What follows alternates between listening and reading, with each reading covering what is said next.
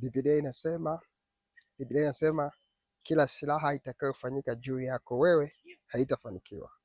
Alafu baadaye inakuja Biblia inasema na kila ulimi utakaoinuka katika hukumu, nasema tutahukumu kwa mkosa. Baadaye huu ndio urithi wa watumishi wa Bwana na haki yao itokayo kwangu, anasema Bwana wa majeshi. Lakini kila silaha itakayofanyika juu yako haitafanikiwa.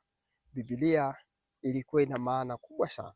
Ilikuwa inatufundisha kwenye ulimwengu wa kiroho ni kwamba tusiwe na imani ya kwamba kuna silaha moja pekee ambayo inaweza kutumika na adui.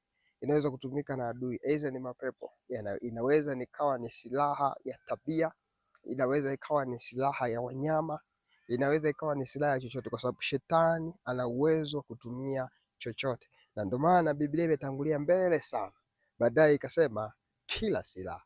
Na mimi leo nakwambia mtu wa Mungu, kila lililopangwa juu yako, kila silaha iliyoandaliwa juu yako, basi haitafanikiwa.